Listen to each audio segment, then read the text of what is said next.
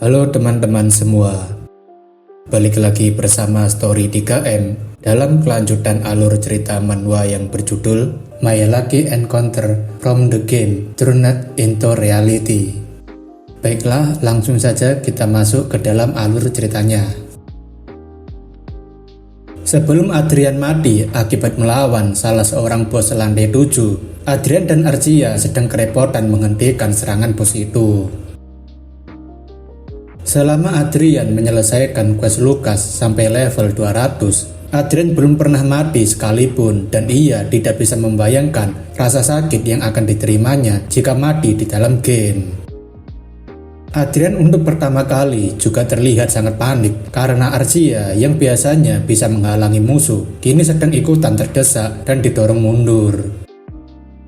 Selama ini, Adrian sudah menggunakan strategi yang mengutamakan keselamatannya dan bahkan ketika mendapatkan sub-support yaitu elang hitam, Adrian yakin akan lebih aman. Namun sayangnya, Dead Knight yang bernama Pascal sangat kuat dan pintar layaknya petarung yang sudah mengalami banyak pertempuran. Pascal bukan hanya seorang master aura saja, namun ia memiliki buff seorang bos yang memungkinkannya meningkatkan statistik miliknya menjadi lebih kuat. Adrian menyadari jika Dead Knight yang satu ini memiliki perbedaan level yang sangat jauh dibandingkan dengan bos di lantai sebelumnya. Setelah kematiannya, Adrian dihidupkan kembali di desa terdekat dan terlihat masih menahan rasa sakit. Karena rasa sakit juga akan diterima Adrian di dunia nyata, membuatnya hampir tak tahan dan ingin berteriak kesakitan, namun sekarang ia berada di tempat umum. Adrian rasa tingkat kesulitan bos kali ini dengan bos sebelumnya sangat keterlaluan. Adrian kemudian menggunakan gulungan pembangkit support untuk menghidupkan Archia kembali. Archia harus dihidupkan kembali karena ia bukanlah manusia melainkan homunculus yang tercipta dari dalam game dan tidak seperti Adrian. Archia meminta maaf pada Adrian karena tidak mampu menahan serangan Pascal dan membuat mereka harus menerima kekalahan. Adrian menanyakan apakah Archia kesakitan sepertinya juga setelah mati, dan Archia mengiyakan meskipun rasa sakitnya tidak sebesar yang Adrian rasakan. Adrian menyadari jika strategi memang berhasil berkat peralatan yang mahal, namun masalahnya itu tidak bertahan lama untuk melawan musuh kuat seperti Pascal. Karena jarak casting dengan serangan Pascal yang mengejutkan, membuat Adrian harus mengandalkan elang hitam untuk menjauhkan Pascal darinya. Pertahanan Archia memang kuat, tapi pada akhirnya ia dikalahkan dan Adrian berpikir mungkin sebaiknya ada satu DPS lagi yang membantu Archia, tapi Adrian tidak ingin mengajak orang lain untuk ikutan. Adrian kini mendapatkan 3 solusi untuk mengatasi itu. Yang pertama adalah Adrian menggunakan sihir tingkat rendah untuk mengurangi waktu casting. Kedua, elang hitam sebagai fighter. Dan ketiga, memberikan Archia sebuah pedang agar ia juga memberikan damage pada Pascal. Adrian rasa solusi pertama hanya akan membuatnya terlihat lemah, dan solusi terbaik adalah menggunakan elang hitam dan Archia tadi. Adrian kemudian mencoba untuk melawan Pascal lagi, namun sayangnya Adrian beserta Archia dan elang hitam mati tidak berdaya lagi. Di tempat kebangkitan player, Adrian berteriak frustasi karena sangat tidak mungkin untuk melawan Pascal hingga orang-orang yang melihatnya merasa aneh. Archia yang baru saja dibangkitkan meminta maaf lagi pada Adrian, tapi Adrian mengatakan itu bukan salahnya. Pada pertarungan kedua, Adrian menggunakan Archia dan elang hitam untuk lebih agresif dalam pertempuran. Namun elang hitam malah kesusahan dan langsung mati tidak sampai 1 menit setelah bertarung. Lalu selang 3 menit, Adrian mati dan setelah 1 menit Archia menyusul.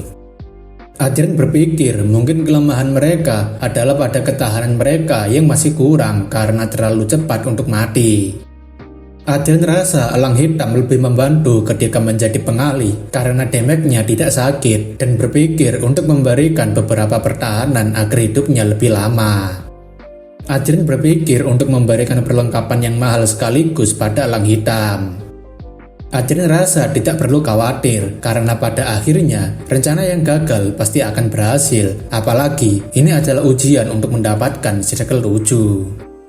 Pada pertempuran ketiga, Adrian sangat kesal karena rencana yang mereka susun pada akhirnya gagal juga. Namun, Adrian rasa tidak buruk karena mereka berhasil bertahan sedikit lebih lama dari sebelumnya dan mengetahui pola serangan Pascal. Karena mereka sudah melihat pola serangan Pascal, Adrian mengajak Archie lagi untuk menggunakan strategi sebelumnya. Di pertempuran kelima, Pascal nampaknya sangat lelah setelah melihat party Adrian muncul lagi. Pascal merasa jika kelompok Adrian seperti sekelompok badut yang terus mengganggunya. Pascal kemudian memuji Adrian atas lawakan partinya, serta menyarankan mereka untuk mengubah arah mereka menjadi badut. Adrian mengatakan jika Pascal pasti bingung kenapa mereka masih berani dan membicarakan soal pasukan bunuh diri. Adrian dengan barbar melancarkan serangan sihirnya pada Pascal dan itu membuat Pascal sedikit kebingungan dengan trik yang Adrian gunakan. Adrian dengan asal-asalan menyerang Pascal dengan sihirnya, entah itu berhasil atau tidak, tapi setidaknya Adrian rasa akan ada yang kena. Adrian sangat senang karena rencananya kali ini membuat Pascal terus bertahan. Namun sayangnya, Elang Hitam dan Archia sudah kelelahan terlebih dulu dan membuat Adrian sendirian berada di depan Pascal. Senang rasanya berjumpa denganmu, ucap Pascal yang sudah menunggu Adrian dengan kesabaran di ujung tanduk. Adrian yang tidak bisa melakukan apa-apa menanyakan bagaimana kabar Pascal, tapi Pascal sudah bersiap untuk membunuh Adrian. Pada pertempuran ke-9, Adrian terlihat sudah sekarat dengan memperhatikan formasi baru. Pascal merasa sangat terhibur karena baru pertama kali ia melihat formasi seorang penyihir berada di garis depan. Adrian rasa kali ini ia bisa memberikan damage yang cukup pada Pascal meskipun ia harus menjadi mage yang melakukan casting sambil menghindari serangan, tapi berhasil bertahan sampai 25 menit. Adrian rasa ia harus mencobanya lagi dengan item yang berfokus pada refleks daripada casting dan menjadi mage pengelak yang tidak diinginkan siapapun. Pada percobaan berikutnya, Adrian melakukan casting sambil bergerak dan membuatnya menjadi seorang mage yang bisa bergerak sambil melakukan casting. Bahkan, Adrian juga menghindari serangan-serangan yang diberikan Pascal meskipun itu hampir membadalkan castingnya. Strategi ini cukup membuahkan hasil dengan Adrian dan Archia yang berhasil membuat jarak yang cukup untuk menyerang Pascal secara bersamaan. Namun sayangnya, Adrian dan Archia masih harus kalah melawan Pascal yang memiliki kekuatan dan pengalaman bertarung lebih banyak. Kekalahan ini membuat Adrian menyadari sesuatu dan merasa pertarungannya dengan Pascal tidak ada ruginya. Dulu Adrian merekrut Archia karena memiliki statistik terbaik sebagai seorang tanker. Namun seiring berjalannya waktu melawan Pascal, Adrian merasa malu bersembunyi di balik tubuh Archia yang kecil. Pada akhirnya, Adrian mencoba melakukan perubahan gaya bertarungnya dan tidak terus-terusan mengandalkan Archia untuk menahan serangan. Pertarungannya dengan Pascal membuat Adrian tahu kelemahan terbesar dari partinya, yaitu taktik mereka terlalu simpel. Adrian memang masih menggunakan strategi sebelumnya, namun Adrian menjadi lebih aktif menghindar dan mencari titik buta musuh, jadi anggota lainnya bisa fokus menyerang dengan bebas. Karena setiap party sudah memaksimalkan pergerakan mereka, membuat pertarungan mereka melawan Pascal selama 62 menit dan Pascal menerima damage sebanyak 84%. Namun, karena Adrian yang sudah kehabisan waktu bermain game, sistem membuat Adrian harus logout dengan paksa. Adrian awalnya berpikir akan segera menyelesaikannya setelah level 200, tapi ia tak menyangka akan ditahan selama itu ketika melawan Pascal. Namun, Adrian merasakan sesuatu yang berbeda setelah bermain, yaitu ia merasa dunia terasa bergerak lebih lambat. Archia mengatakan itu karena Adrian telah mengalami kematian berulang kali serta dibangkitkan berulang kali, jadi itu mengubah pandangannya. Adrian menanyakan apakah Archia juga merasakan hal yang sama dengannya karena telah merasakan kematian dan dihidupkan kembali.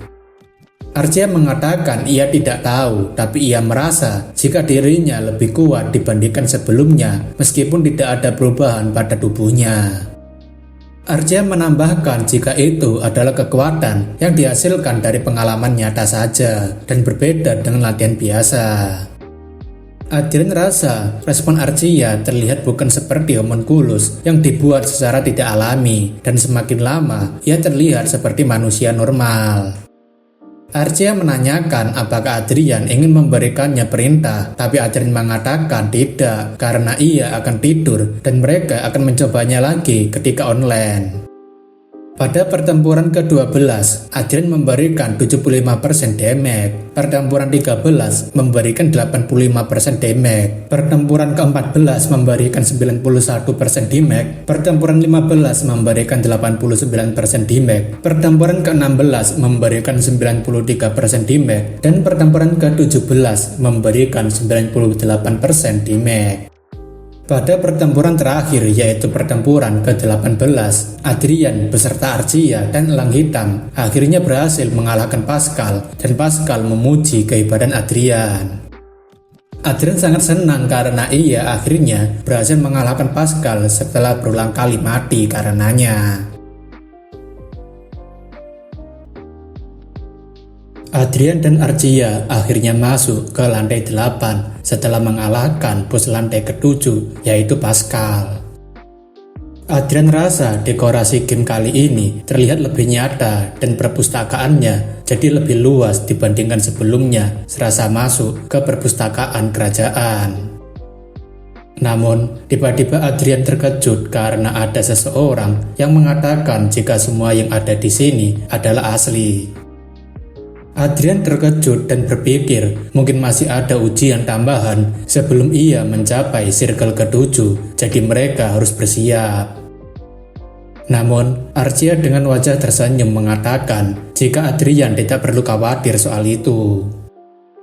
Adrian tak menyangka Archia akan memperlihatkan senyumannya, dan di depan mereka berdua ada lingkaran sihir besar dengan sebuah boneka di tengahnya. Adrian berpikir mungkinkah itu adalah seorang peri tua untuk support barunya, tapi ia merasa wajahnya agak familiar. Adrian baru mengingat jika wajahnya mirip sekali dengan Arduk Lucas, dan kakek kecil itu mengatakan jika namanya adalah Caster. Caster mengatakan jika ia adalah manajer Fed sekaligus jejak dari Manuel Lucas yang menjaga warisan Lucas selama ini. Singkatnya, Caster adalah AI yang diciptakan oleh Lucas dengan mereplika ingatan Manuel Lucas, dan Adrian merasa senang bertemu dengan jejak Manuel Lucas, namun pikirannya agak ruwet karena warisan Lucas telah menyelamatkannya. Adrian berpikir untuk membuat Caster senang dengannya, karena jika sebaliknya, ia akan semakin kesusahan karena Caster adalah master yang menjaga menara Lucas. Adrian berpikir, mungkinkah barang yang ia dapatkan akan diambil kembali, tapi Caster ingin Adrian untuk tidak tegang. Adrian tak menyangka jika Caster yang merupakan AI bisa berbicara seperti manusia biasa, dan Caster mengatakan tentu saja bisa karena ia memiliki ingatan seorang manusia. Adrian takjub karena meski tubuh asli Lucas bisa menua dan mati, tapi jiwanya masih hidup abadi di dalam dunia virtual. Caster rasa perkataan Adrian cukup masuk akal karena Lucas sendiri menciptakan sistem Hollywood adalah untuk meninggalkan warisannya. Sayangnya, Caster mengatakan jika sistemnya tidak sempurna karena bisa saja ingatan Lucas yang terbuat dari data bisa hilang ataupun korup, dan meskipun Caster hidup, tapi ia seperti hantu. Caster juga menjelaskan, meski ingatan Lucas memiliki kesadaran, tapi itu bukan jadi diri aslinya. Apalagi jika Lucas ingin hidup abadi, ia tak akan mengembara sendirian di ruangan virtual, melainkan ia menciptakan Archia dan dirinya. Adrian awalnya curiga jika Lucas ingin mengambil alih tubuhnya, tapi sepertinya ia salah, lalu menanyakan kenapa Caster tiba-tiba muncul. Adrian mengatakan jika ia sempat bingung karena merasa sulit di lantai sebelumnya dan apakah ada batasan pada tugas wajib yang diberikan Lucas. Caster kemudian menunjukkan jika Adrian mendapatkan otoritas admin untuk menggunakan sistem Hollywood sebanyak 5 kali. Untuk sekarang ada batasan karena Adrian masih belum sepenuhnya menyelesaikan tugas Lucas, tapi nantinya Adrian bisa memiliki otoritas sepenuhnya. Adrian menanyakan manfaatnya apa, dan Caster mengatakan jika Adrian bisa melatih otoritasnya sebagai admin ke semua program berdasarkan sistem Hollywood yang mana adalah sistem virtual reality. Sistem reality virtual sendiri memiliki fitur yang mirip dengan internet di bumi. Jadi Adrian rasa ia bisa mengendalikan semua informasi yang tersambung semaunya. Meskipun Adrian perlu memenuhi 4 aturan ketika menggunakan otoritas admin. Aturan pertama, hak istimewa admin tidak boleh digunakan untuk chronicle online yang terkait dengan Fate Manuel Lucas. Kedua, dilarang mengakses otak orang lain secara langsung. Ketiga, dilarang mencuri properti orang lain. Dan keempat, dilarang melatih otoritas yang bisa berdampak negatif pada dunia. Adrian menanyakan apakah ia bisa membersihkan riwayat kekayaannya yang ia dapatkan melalui Fate. Dan Caster menyarankan untuk membuat rekam investasi dan perdagangan saham di pasar mata uang online. Adrian menanyakan apakah itu nantinya akan ketahuan ketika diinvestigasi. Tapi Caster mengatakan kemungkinan sangat kecil karena ia tidak hanya memanipulasi buku besar, tetapi juga merevisi semua informasi seolah-olah itu adalah peristiwa yang nyata berdasarkan catatan. Adrian akhirnya melakukan manipulasi kekayaannya dari Fate Lucas sebesar 12,635 triliun jarahan, dan juga ia ingin memasukkan semua aset yang ada dalam hadiah lantai ke-8 juga. Selain itu, Adrian ingin Archia dibuatkan data keluarga yang sah terdaftar, dan ia akan lebih suka jika Archia diberikan asal-usul dari kota suci Everhill. Caster rasa itu bukan masalah karena ia bisa membuat Archia adalah yatim piatu setelah semua keluarganya meninggal, dan Adrian rasa Caster seperti jin dari lampu ajaib. Adrian menanyakan apakah Caster memang diberikan tugas untuk memberikan otoritas admin padanya sekaligus prosesnya, dan Caster mengiyakan. Adrian menanyakan lagi kenapa Lucas melakukannya sampai sejauh ini, tapi Caster mengatakan jika itu adalah caranya untuk mengekspresikan kehilangan kampung halamannya saja, dan agar si penemu tidak menjalani kehidupan yang buruk sepertinya. Adrian tak paham apa maksud agar dirinya tidak menjalani kehidupan yang buruk sepertinya, apalagi kata itu tidak cocok untuk seseorang yang disebut agung. Namun, satu hal yang pasti, berkat peninggalan Lucas, Adrian bisa merasakan kebahagiaannya sekarang, dan mungkin akan berakhir menyedihkan jika tidak ada warisannya Lucas. Jadi Adrian berterima kasih pada Lucas. Caster mengatakan jika ia bukanlah Manuel Lucas, tapi itu membuat Adrian cukup penasaran karena Caster terlihat seperti memalingkan wajahnya. Adrian tak salah lihat jika ujung mulut Caster tampaknya sedikit bergerak ke atas yang sepertinya sedang tersenyum. Hadiah yang Adrian dapatkan di lantai ke-8 adalah 50 triliun jarahan, benteng langit Icarus, dan dibuatkannya circle ke-7. Sekarang kita berpindah ke kota Arduk Niken, di mana saat ini terlihat Perseus sedang membicarakan tentang Adrian. William ingin meyakinkan Perseus jika Adrian yang memimpin wilayah, maka wilayah mereka akan semakin berkembang. Tapi Perseus tidak percaya jika William sudah pindah dari tuannya ke Adrian. Perseus sangat kecewa karena William meminta pertemuan pribadi hanya untuk memaksanya mendukung seorang bocah, tapi William masih kekeh untuk meyakinkannya. Perseus memang tahu jika Adrian telah banyak berjasa, namun menurutnya objek kepercayaan seperti itu terlalu kecil untuk ditindaklanjuti, tapi William malah sedikit tertawa. William menjelaskan jika ia tidak mentertawakannya karena ia hanya teringat jika Perseus pernah berada di posisi yang sama dengan Adrian belum lama ini. William yakin jika Perseus menganggap jika Adrian hanya beruntung kali ini, dan Perseus mengiyakan. Menurut William, yang diketahui orang luar hanyalah puncak dari gunung es, dan berbeda dengannya yang sudah secara langsung mendengar instruksi dari Adrian dan yakin jika Adrian adalah tuan muda yang jenius. Bahkan William mengatakan jika kesatria yang berbaris di belakang Cedric kini mulai mengikuti Adrian, dan Perseus merasa jika William sangat menyukai tuan muda kedua. Perseus akhirnya berpikir jika insiden keracunan itu membuat Adrian sengaja menjadi bodoh untuk bertahan hidup di usia yang masih 7 tahun.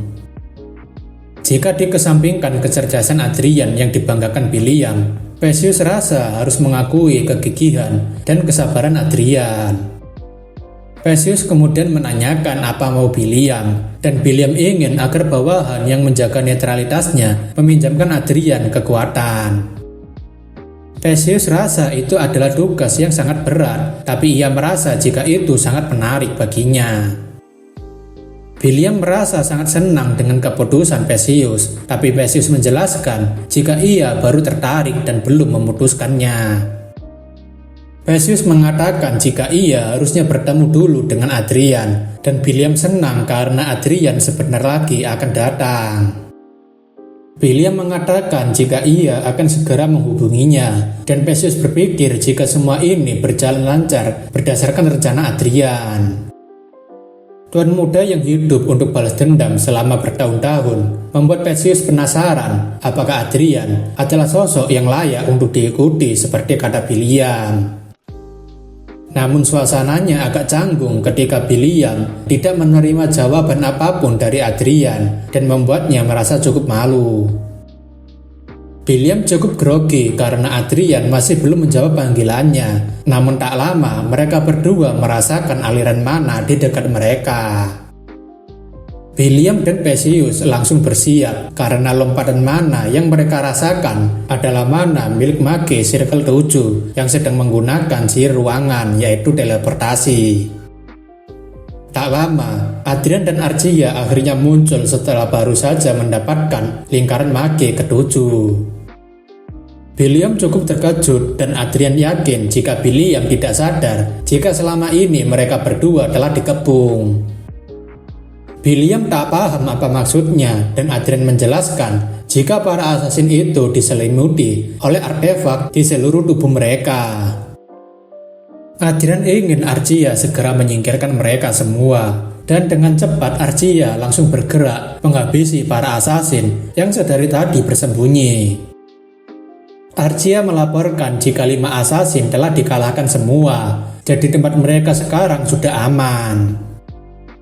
Adrian sebenarnya merasa sedikit kecewa dengan ekspektasinya karena Perseus dan William adalah orang terkuat di wilayahnya, tapi tak menyadari jika ada banyak assassin yang sedang mengincar mereka. Perseus dan William sangat terkejut, tapi Perseus cukup kebingungan dengan situasi sekarang. Apalagi ada monster dengan wajah santai di samping Adrian. Adrian mengatakan jika ia sudah memimpikan balas dendamnya selama 13 tahun sejak ia diracuni, jadi ia tentunya datang dengan... Adrian mengatakan jika setidaknya orang yang menjaganya adalah seorang master aura, dan itu membuat William dan Perseus makin terkejut. Perseus yang tadinya ingin melihat apakah Adrian layak untuk diikuti, kini berpikir jika ia terlalu sombong. Perseus akhirnya menyadari jika Adrian adalah sosok jenius yang tak mungkin cara berpikirnya bisa ia tebak. Melanjutkan chapter sebelumnya, suasana antara Adrian dengan William dan Perseus cukup canggung karena baru saja menghabisi para assassin yang selama ini bersembunyi. Adrian melihat status Perseus yang takjub, takut, dan antisipasi membuatnya cukup terhibur dengan ekspresinya itu. Perseus menanyakan apakah Nyonya yang mengirimkan assassin itu, dan Adrian mengatakan itu sudah jelas. Adrian tahu jika Perseus ada banyak sekali yang ingin ditanyakannya padanya. Namun sebelum itu, Adrian menggunakan sihir repair untuk menghilangkan jejak para assassin yang telah Archia bunuh. William dan Perseus masih tidak berhenti takjub karena Adrian baru saja menggunakan sihir lingkaran ketujuh untuk menghilangkan jejak. Adrian kemudian mengajak William dan Perseus untuk segera pergi ke tempat lain, dan itu semakin membuat mereka terkejut karena Adrian adalah seseorang yang bisa menggunakan sihir teleportasi. Di antara aliansi kerajaan Reinhardt, jika mereka menanyakan siapa Grand Wizard paling terkenal, mereka semua akan mengatakan satu orang yang sama. Orang itu adalah Dugine Rivendell, seorang Grand Wizard yang telah berhasil menjadi guru dengan melatih 6 penyihir lingkaran ketujuh dan sering disebut sebagai guru terhebat sepanjang masa. Perseus sangat terkejut ketika mengetahui jika Adrian adalah salah satu murid yang telah dilatih langsung oleh Rivendell. Perseus penasaran, bukankah Dugine Rivendell sudah mati, dan Adrian mengiyakan jika gurunya telah mati setahun yang lalu. Adrian mengatakan jika berkatnya ia bisa belajar tanpa ketahuan Anna, tapi Perseus ragu karena kebanyakan waktu yang Adrian habiskan adalah untuk bermain game, jadi itu mustahil. Adrian mengatakan ada satu tempat di mana ia bisa bertindak bebas dan lepas dari pengawasan Anna. Adrian mengatakan jika selama ini ia telah belajar dari Dugine Rivendell di dunia realitas virtual, dan secara bergantian ia juga diajari secara langsung.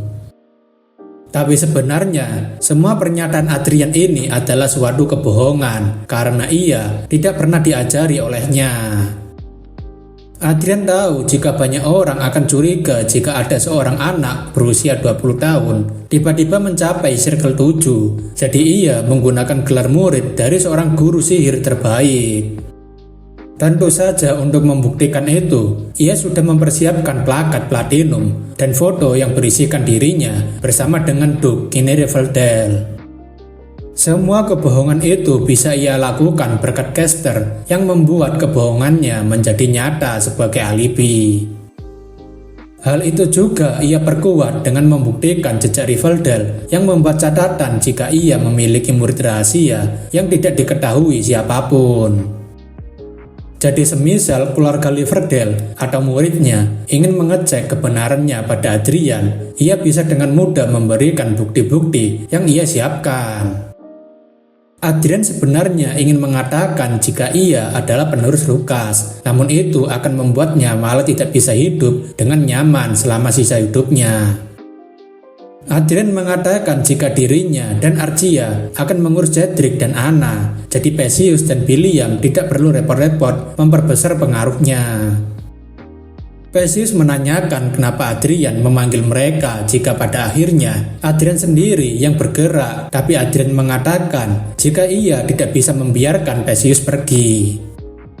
Adrian mengatakan jika Perseus harus melakukan suatu pekerjaan untuknya, dan ia meminta Perseus untuk mengeluarkan jam pintar miliknya untuk menjelaskannya. Sebuah layar yang memperlihatkan rekening mata uang online Adrian yang tampaknya akan ditransfer pada Perseus. Adrian menjelaskan jika ia akan membagikan uang sebesar 20 miliar jarahan miliknya pada Perseus untuk membentuk pasukan yang hanya akan mematuhi perintahnya dan mengumpulkan intel.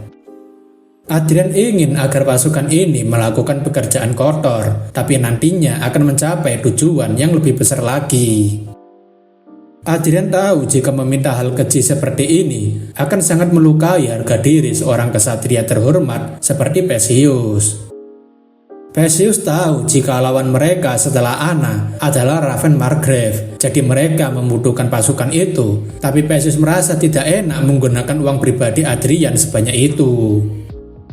Adrian mengatakan jika ia memiliki bakat alami dalam investasi, jadi meskipun 20 miliar itu banyak, tapi bukan jumlah yang perlu Perseus pikirkan.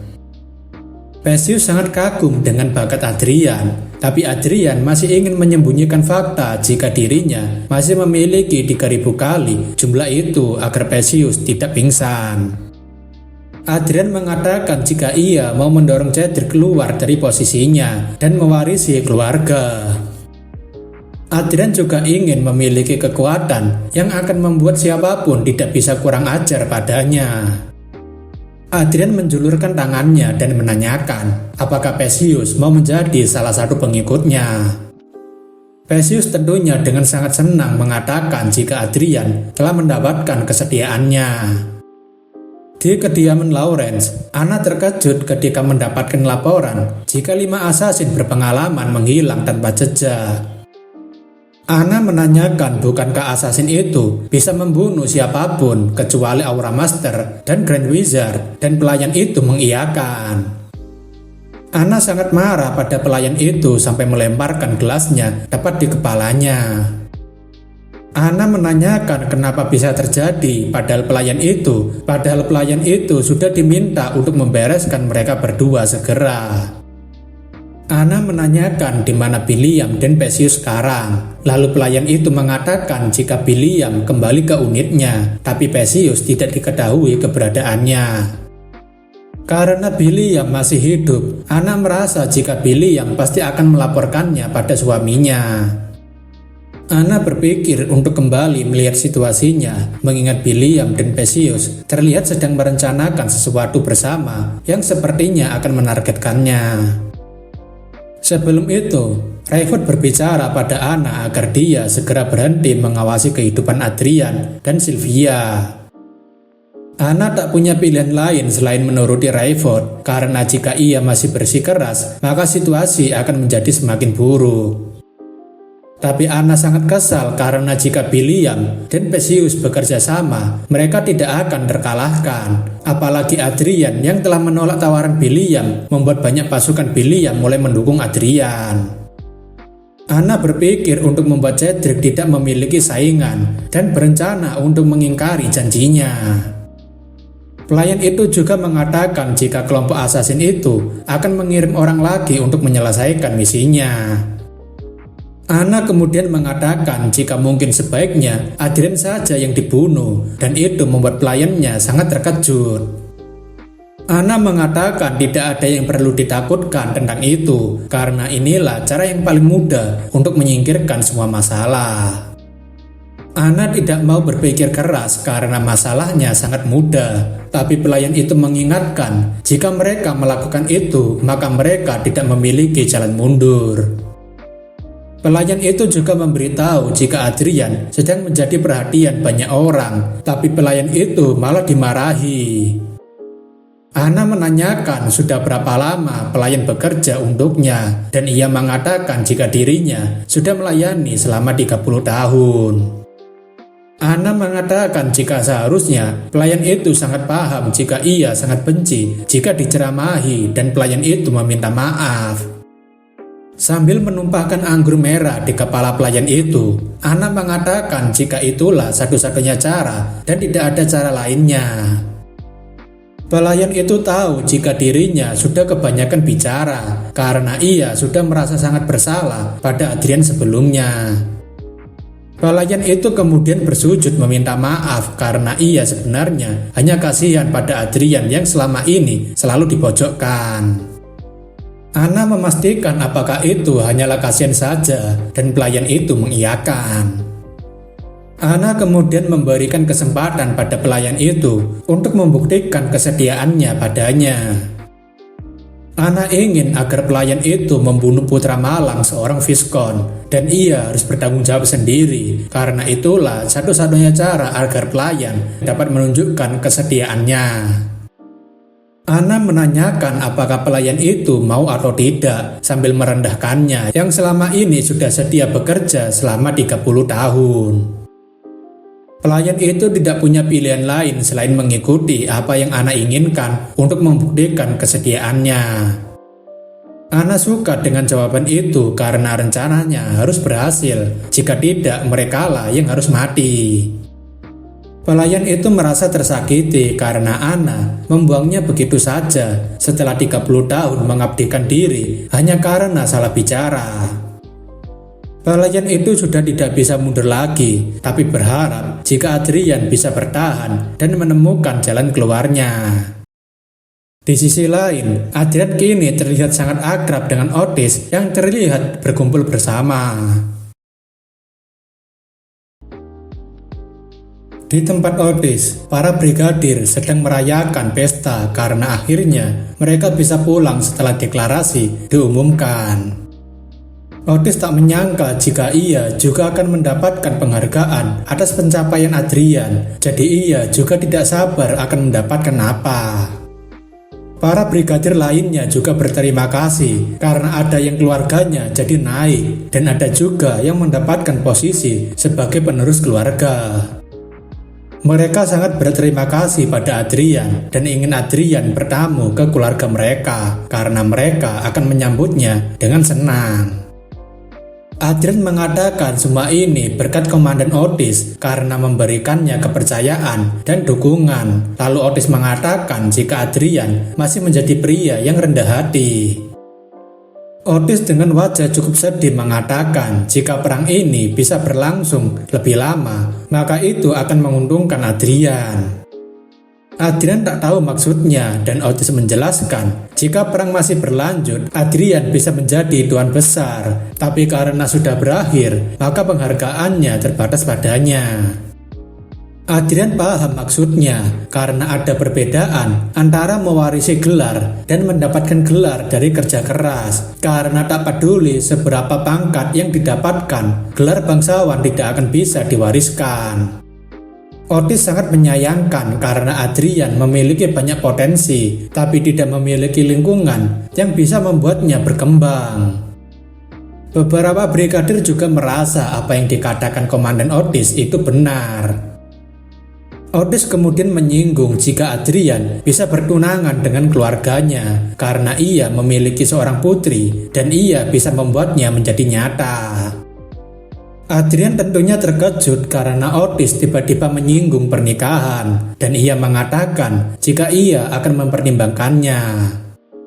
Otis senang karena Adrian mau mempertimbangkan pertunangannya dengan anaknya, tapi Adrian berpikir jika rumornya anak Otis disebut sebagai seorang mania. Adrian rasa jika itu bukan urusannya sekarang karena ia memiliki sesuatu yang harus ia utamakan. Adrian tak sabar karena ia akhirnya bisa segera pulang setelah pertemuan kali ini. Adrian rasa jika Cedric dan Anna akan terkejut karena ia sudah mempersiapkan kejutan yang takkan mereka duga. Setelah akhir perang melawan kerajaan Croissant, pasukan tentara provinsi dibubarkan. Adrian juga mendapatkan beberapa salam dari para bangsawan yang menantikan kehadiran Adrian untuk mengunjungi keluarga mereka.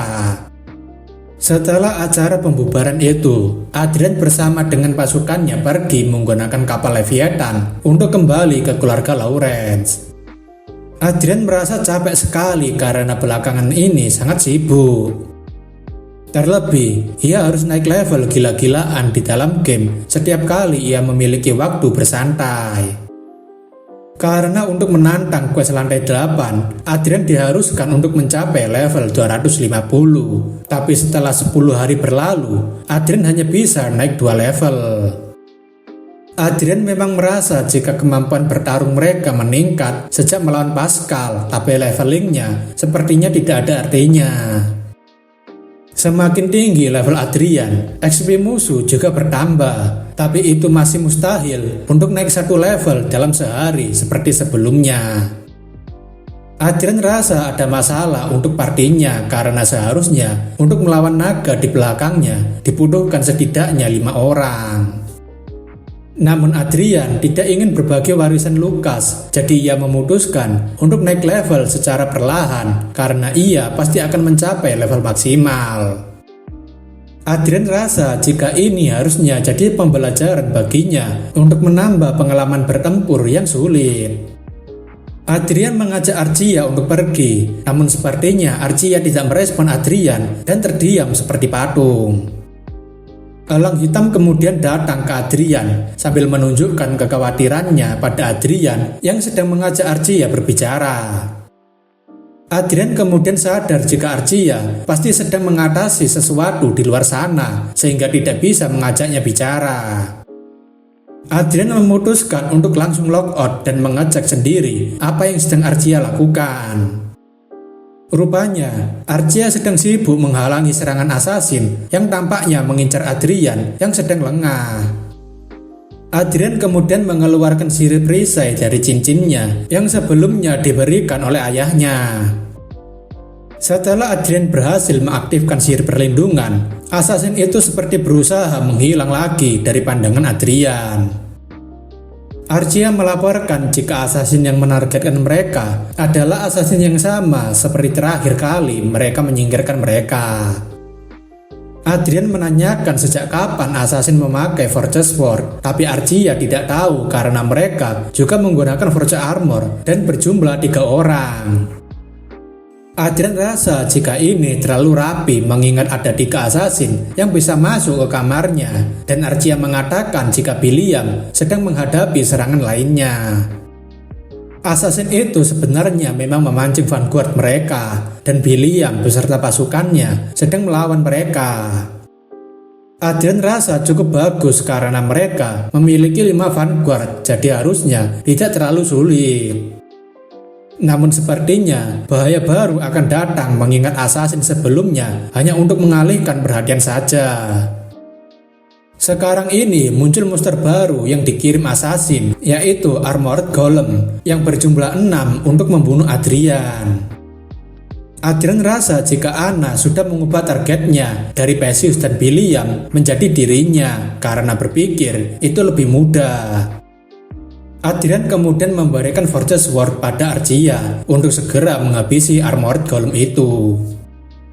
Adrian sekarang memegang tongkat sihir Istro dan Arcia pedang sihir Istro yang mereka dapatkan dari warisan Lucas.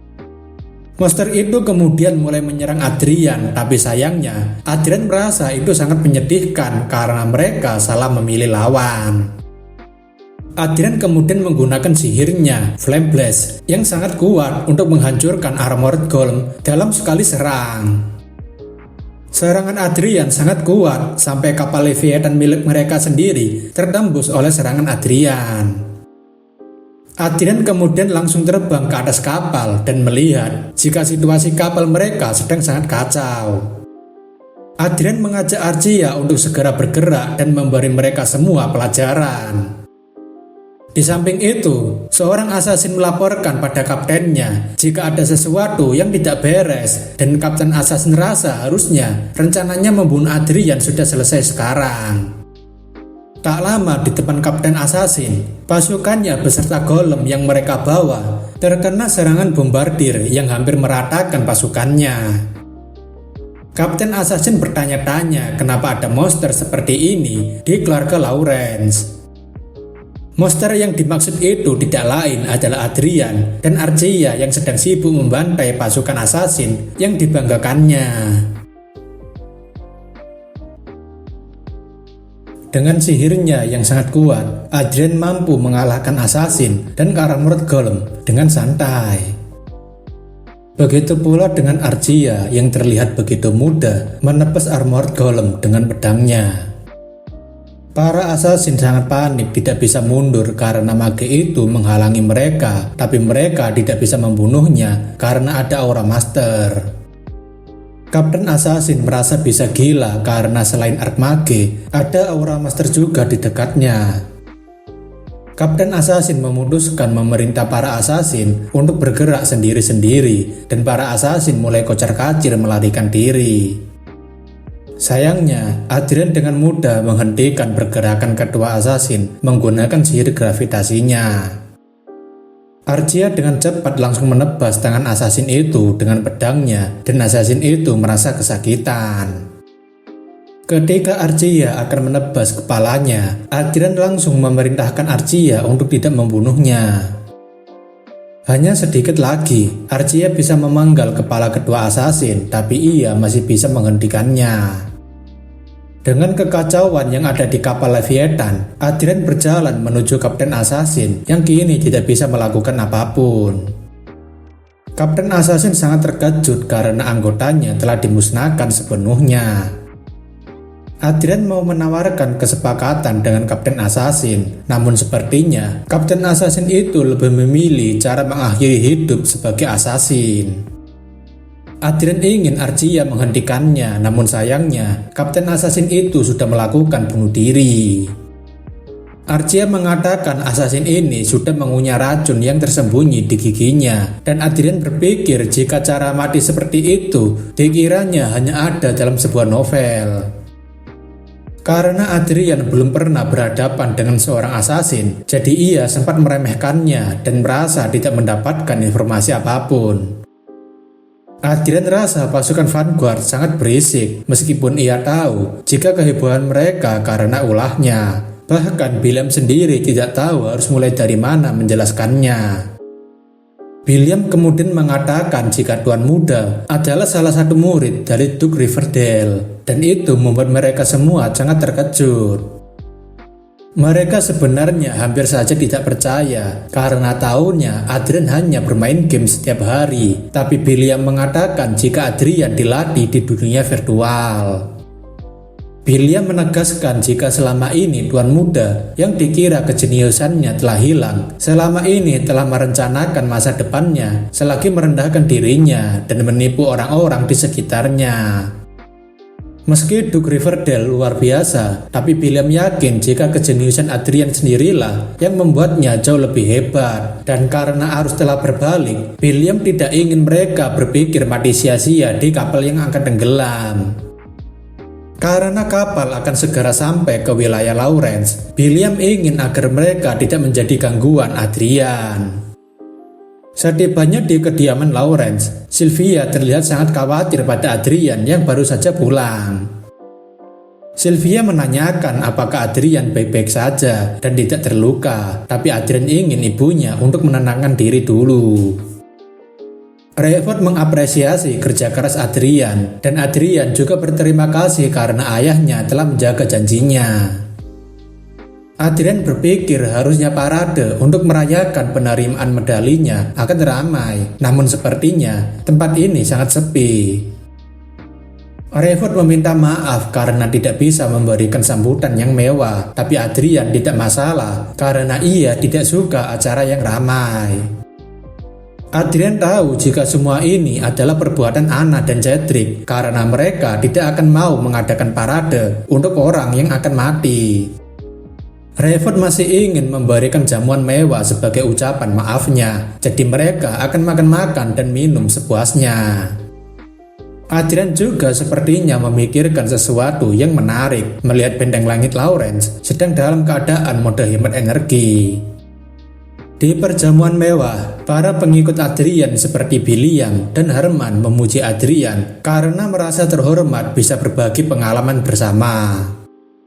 Ada juga yang berterima kasih pada Adrian yang telah menyelamatkan hidupnya, dan Rayford tak menyangka Adrian sudah bisa memenangkan hati orang di medan perang.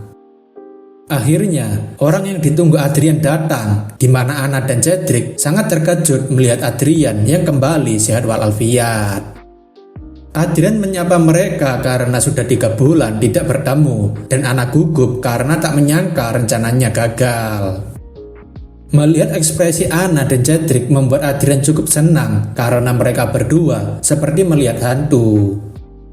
Namun Adrian heran dengan pembantu Anna yaitu Morris yang merasa lega dan gembira dengan kembalinya dirinya. Adrian tahu jika Morris sudah bekerja dengan Anna selama 30 tahun dan berpikir mungkin saja ia bisa mengambilnya karena cukup berguna.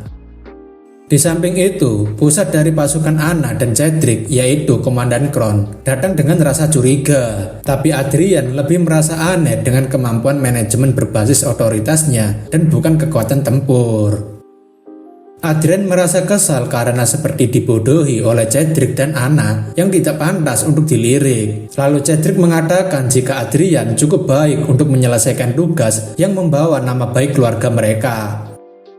Dengan kesombongannya, Cedric mengatakan jika pencapaian Adrian bukanlah hal yang besar, tapi ia bersedia memujinya.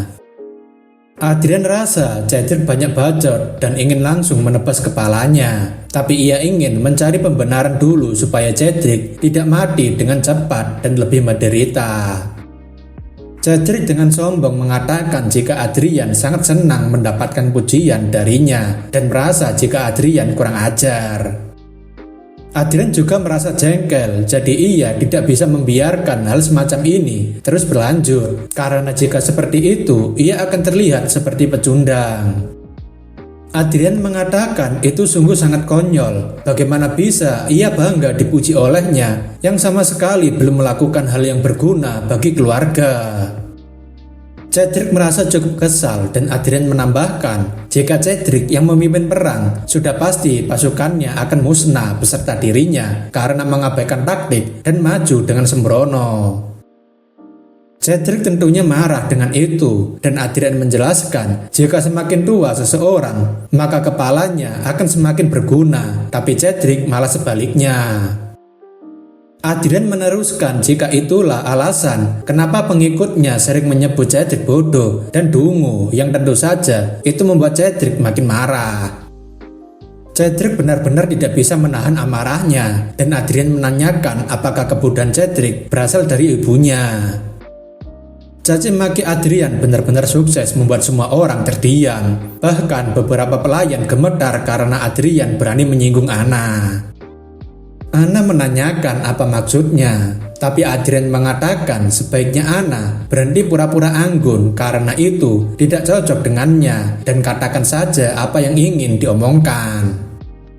Cedric kemudian tertawa dengan keras mendengar perkataan Adrian yang dengan berani menghina ibunya.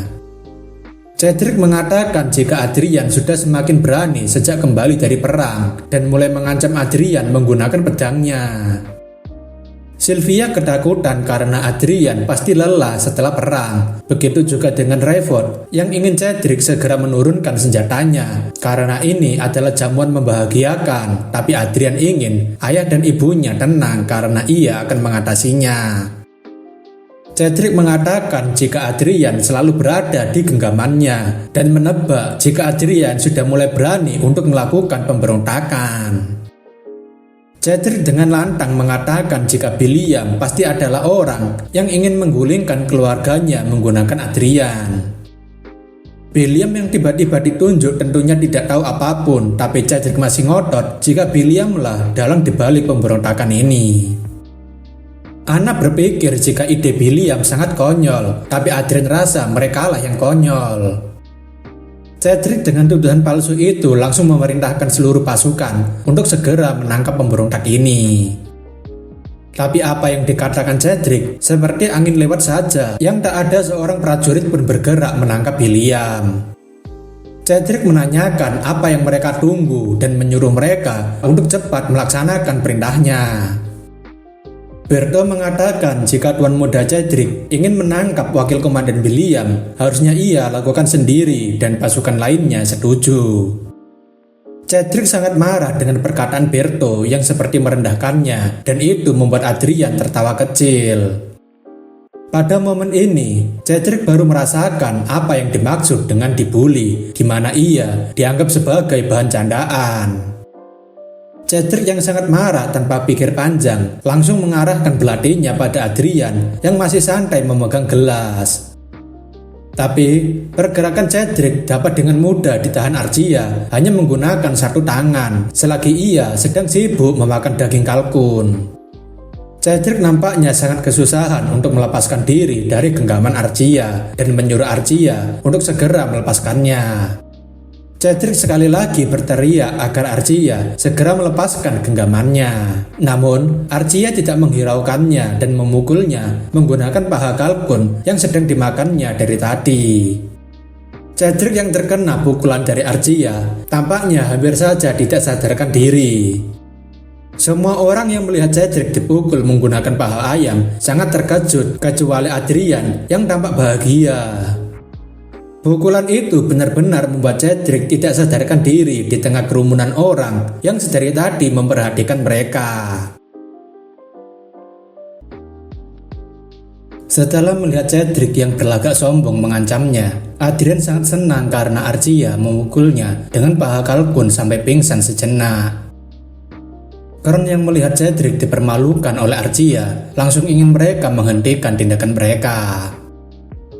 Kron mengatakan jika Adrian sudah kelewatan karena berani melawan putra mahkota di depan umum hingga mempermalukannya.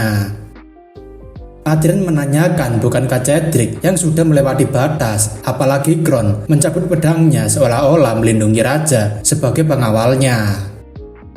Adrian juga mengingatkan jika Cedric sudah melakukan banyak hal buruk lebih dari dirinya dan mengejek jika mereka tidak tahu malu.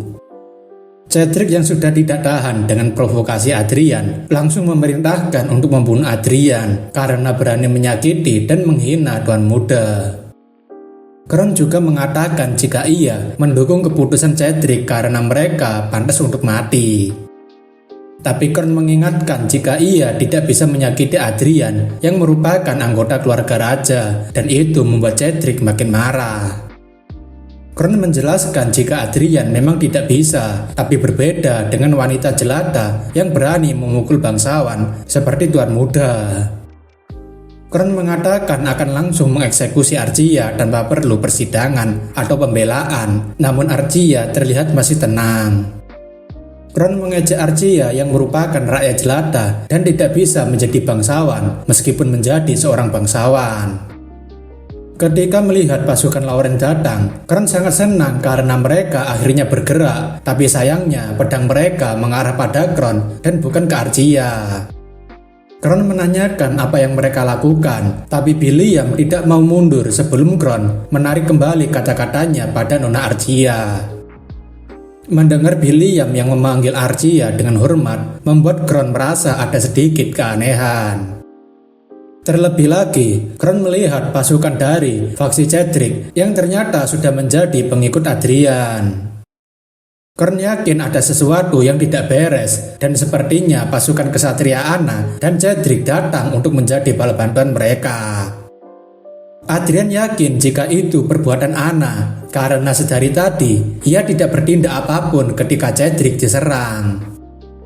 Cedric dengan muka sombongnya mengatakan jika mereka semua sudah terlambat karena mereka semua akan dihukum berat atas kejahatan menyerangnya. Adrian memperingatkan jika mereka sedang berada di hadapan yang mulia dan beraninya kesatria Visconti berdiri di sisi berlawanan. Cedric yang diperingatkan oleh Adrian tidak peduli sama sekali dan memerintahkan pasukannya untuk segera menangkap para pemberontak. Melihat situasinya, Adrian rasa pasukan mereka sedang kalah jumlah, terlebih pasukan Cedric sedang membawa senjata dan perlengkapan yang jauh lebih baik. Adrian berpikir mungkin ini akan menjadi pembantaian sepihak jika pertempuran besar-besaran akan terjadi. Kron mengatakan jika Adrian masih mabuk dengan kemenangannya di medan perang hingga lupa akan posisinya dan mengatakan semua tindakan mereka tidak berguna. Kron juga mengatakan jika Adrian tidak akan bisa mengalahkan Cedric karena kecerobohannya dan hanya akan melihat darah para pengikutnya saja. Kron menambahkan jika Adrian memang tidak bisa langsung dibunuh, tapi ia memastikan Adrian akan merasakan neraka yang jauh lebih menyeramkan dari kematian. Rayford ingin Adrian segera menggunakan artefak yang diberikannya, dan Adrian nampaknya sedang menahan amarahnya karena mereka membuat ibunya menjadi syok. Cedric dan Anna tertawa dengan penuh kesombongan karena berhasil mendesak Adrian sampai harus kabur secepatnya. Kron juga berpikir hal yang sama dengan mereka dan memerintahkan pasukannya untuk bersiap menangkap Adrian beserta membasmi para pemberontak. Ketegangan antara faksi Adrian dengan faksi Cedric sudah semakin memanas karena perintah Kron yang tidak berniat untuk mundur. Namun Adrian dengan wajah santainya ternyata sudah memprediksi situasi sampai saat ini sambil mengatakan mereka semua idiot. Adrian kini berbalik menyerang Anna dan Cedric sebagai pemberontak karena mencoba mengkudeta yang mulia dan ingin semua pasukannya untuk melindungi yang mulia. Semua pasukan yang berada di faksi Adrian tentunya langsung bergerak dengan cepat untuk melindungi Rayford dan Sylvia agar terhindar dari pertarungan. Kron bersama dengan Cedric dan Anna menanyakan apa yang mereka lakukan dengan melindungi Rayford. Adrian menjelaskan jika semua orang yang melihat situasi ini pasti tahu jika faksi Cedric dan Anna sedang melakukan makar. Adrian rasa harus segera mengakhiri akting membosankan ini dan menyerahkan pembantaian pasukan Cedric pada Archia, kecuali menyisakan Anna, Cedric, dan Kron. Archia dengan sigap langsung melaksanakan perintah Adrian dan membuat Kron terkejut karena Archia tiba-tiba menghilang di hadapannya. Cedric dan Anna sangat terkejut ketika tahu semua pasukan yang mengawalnya tiba-tiba dibantai habis dan membuat kepala mereka terpisah dari tubuh mereka. Kron yang sangat terkejut menjadi sangat kebingungan karena pasukannya tidak bisa memberikan serangan balik dan dibantai begitu mudah. Adrian kemudian memanggil Komandan Kron yang sedari tadi merendahkannya dan mengancamnya. Bagi seorang pengkhianat, Adrian rasa Kron harus ditindak dan Adrian dengan entengnya memukul Kron menggunakan tongkat sihirnya. Kron masih tidak percaya jika Archia adalah seorang aura master dan Adrian yang pecandu game tiba-tiba bisa melukainya. Kron yang masih shock kemudian memerintahkan agar pasukannya membentuk formasi yang berpusat di sekitar kesatria bersenjata untuk menghadapinya dan tetap tenang agar bisa mengalahkannya. Adrian rasa jika Kron bukan sekadar komandan kesatria biasa karena masih bisa memberikan perintah dikala pasukannya sedang dibantai. Adrian menjelaskan jika semua yang mereka lakukan tidak ada gunanya, tapi Kron tidak tahu apa yang dimaksud. Adrian menjelaskan jika ia akan menjadi seorang guru yang memberikan pelajaran hidup paling berarti, dan Adrian memberikan buff pada dirinya sendiri sambil berjalan ke arah Kron. Kron tambah shock mengetahui jika Adrian adalah seorang mage yang tidak perlu menggunakan casting untuk sihir tingkat 2. Terlebih, Adrian bisa menggunakan memorize yang membuatnya bisa menyimpan casting skill, dan berarti Adrian adalah mage tingkat 7 yang mampu mengalahkan Vanguard karena hampir bisa menghilangkan kelemahannya dalam casting. Kron yang tidak bisa berbuat apapun ingin Adrian segera berhenti, tapi Adrian tidak peduli dan langsung menggunakan sihir Flame Blast. Adrian dengan mudahnya berhasil mengalahkan Kron tanpa berkeringat dan berjalan santai menuju Anna dan Cedric yang sangat shock. Melihat Anna dan Cedric yang ketakutan membuat Adrian mengatakan jika mereka akan lebih bersenang-senang mulai sekarang. Ketika Adrian sedang sibuk ingin mempermainkan Anna dan Cedric supaya lebih ketakutan, Kron tampaknya masih belum menyerah.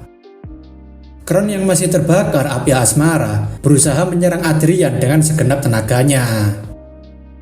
Tapi sayangnya, serangan itu tidaklah cukup untuk menyerang Adrian yang telah memiliki pengalaman mati berulang kali selama bermain game. Adrian mengatakan jika Kron harusnya tetap di bawah serta tidak mengganggunya, dan Adrian langsung memukul Kron kembali. Cedric dan Anna tidak percaya jika komandan pasukannya bisa dengan mudahnya dikalahkan oleh Adrian. Cedric dan Anna masih kebingungan kenapa semua yang mereka rencanakan tiba-tiba hancur tak tersisa. Menyadari jika Adrian telah menjadi seorang mage, membuat Cedric dan Anna tahu jika mereka sedang dalam masalah besar. Di sisi lain, ayah Anna yaitu Raven Margrave sangat marah pada Adrian karena telah berani membuat anak dan cucunya menderita. Setelah kejadian pemberontakan dan kericuhan yang dilakukan Adrian untuk melawan Cedric dan Anna, kini kita diperlihatkan ringkasan kejadian itu. Ringkasan kejadian itu rupanya telah dijadikan video dan tersebar di berbagai platform sosial media.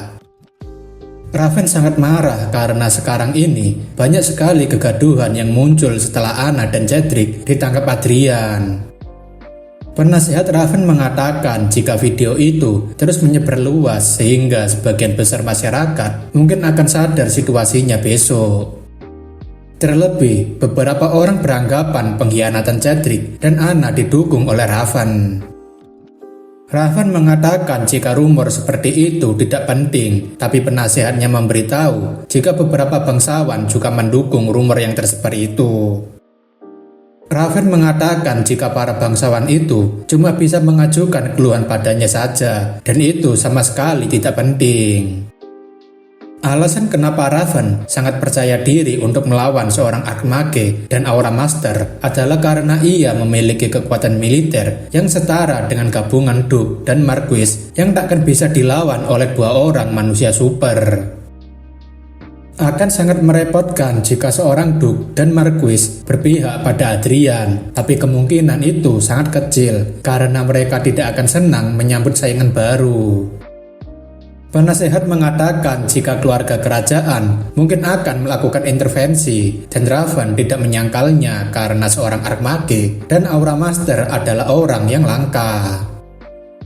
Tapi Raven akhirnya berencana untuk membuat Adrian dan Archia dijadikan sebagai penipu supaya orang-orang tidak percaya jika Adrian dan Archia adalah seorang Archmage dan Aura Master. Raven berencana untuk mengumumkan jika video Adrian adalah editan, tapi penasihat mengatakan akan bahaya jika itu diidentifikasi. Namun Raven mengatakan ia akan mengurusnya sebelum ketahuan. Raven menegaskan jika Adrian sengaja membuat video ini agar terlihat jika dirinya yang mendukung Cedric dan Anna, terlebih rakyat jelata dengan mudahnya akan percaya dengan Adrian. Raven tahu jika tujuan sebenarnya Adrian adalah untuk menciptakan celah agar dia bisa membuka perang untuk melawannya. Penasehat mengatakan jika Adrian sudah gila jika ingin melawan Margrave, tapi Raven ingin agar mereka segera menyiapkan pasukan yang bisa segera diberangkatkan. Penasehat mengatakan jika itu setengah dari kekuatan mereka, yaitu 3 benteng langit dan 150 vanguard, atau 2 benteng langit beserta 200 vanguard. Namun penasehat mengatakan jika yang bisa diberangkatkan adalah 1 benteng langit dan 200 vanguard, tapi Raven rasa itu sudah sangat cukup. Raven berpikir jika seorang bocah nakal akan ngompol setelah berani memprovokasinya, dan Raven jamin jika Adrian akan menyesal telah berperang melawannya. Kembali ke tempat Adrian rasa jika Raven dan bawahannya sudah memeriksa videonya dan sedang bersiap untuk menyerangnya. Hubungan Raven dengan Anna dan Cedric tidak bisa dipisahkan, jadi balas dendamnya tak akan selesai sebelum Raven mokat.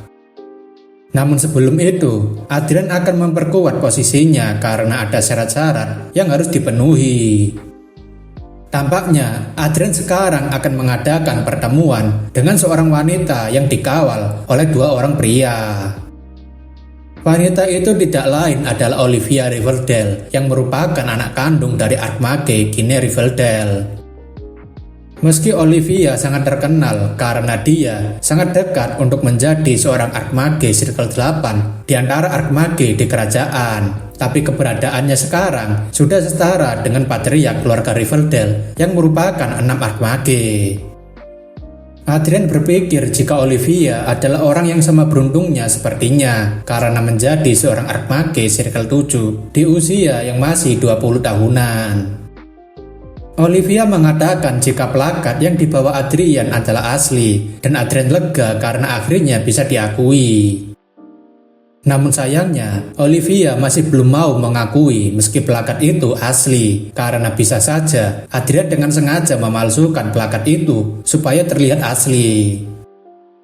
Olivia tampaknya sedang mencoba untuk menekan Adrian menggunakan resonansi circle-nya bersama dengan 2 pengawalnya. Namun sepertinya tekanan semacam itu tidak akan berpengaruh besar pada Adrian yang telah sepenuhnya bisa mengendalikan kekuatan sihirnya untuk menetralkan tekanan mereka. Adrian menanyakan apa maksud semua ini, tapi Olivia dan 2 pria di belakangnya merasa takjub dengan Adrian. Olivia mengatakan hanya ingin menguji kemampuan Adrian, tapi Adrian rasa Olivia akan tahu tanpa melakukan hal semacam itu. Olivia menjelaskan meskipun mereka sama-sama seorang Archmage Circle 7, bukan berarti mereka setara, jadi ia cuma ingin mengukur level Aldian. Adrian menanyakan apakah ia sudah diakui sekarang, dan Olivia mengatakan tidak ada alasan untuk menolak karena Adrian membantu memperluas pengaruh ayahnya sebagai murid, meski masih banyak yang ingin ia tanyakan. Meski caranya agak kasar untuk mengetes, tapi Adrian rasa itu cukup masuk akal. Terlebih, ia seperti sudah disambut sebagai archmage. Olivia menanyakan bagaimana jika ia adalah seorang penjahat yang merugikan keluarga Riverdale. Tapi Olivia memperjelas jika itu sama saja dengan Adrian sedang mencoba menggali kuburannya sendiri. Adrian lega karena akhirnya ia diakui dan tidak perlu berdebat lebih panjang lagi dengan Olivia. Adrian kemudian ingin meminta sesuatu pada Olivia agar mau membantunya melakukan sesuatu. Keesokan harinya, Raven sedang bersiap untuk memberangkatkan pasukannya ke tempat keluarga Adrian. Ketika Raven ingin agar keberangkatannya dipercepat, pelayan Raven memanggilnya karena memiliki sesuatu yang sangat penting untuk ditunjukkan. Raven menanyakan apa yang ingin ditunjukkan, dan pelayan itu menunjukkan sebuah video padanya.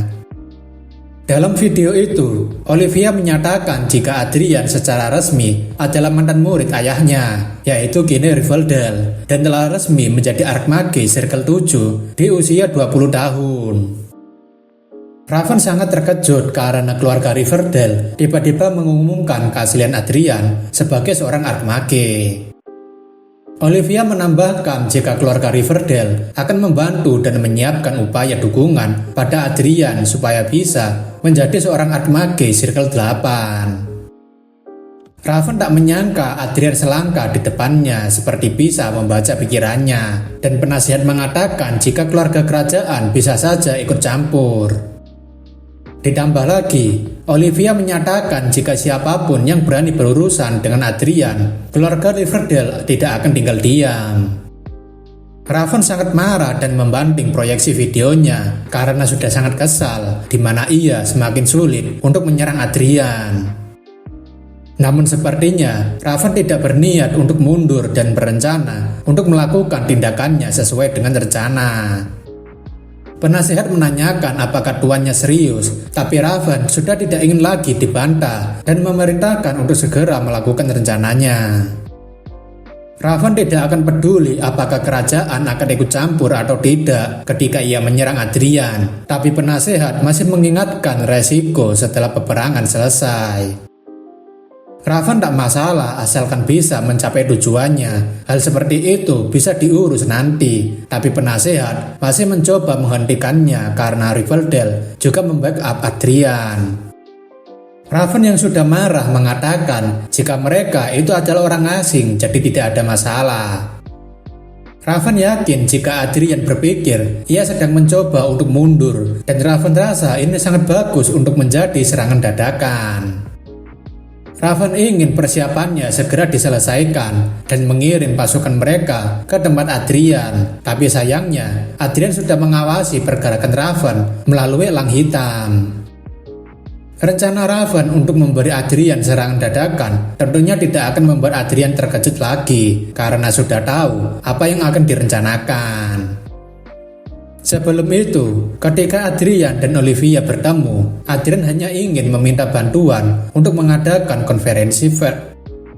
Olivia mengatakan jika ia sudah paham situasi Adrian dan tidak keberatan untuk memberikan bantuan sesama murid. Tapi Adrian menolaknya dengan alasan konferensi pers itu saja sudah cukup.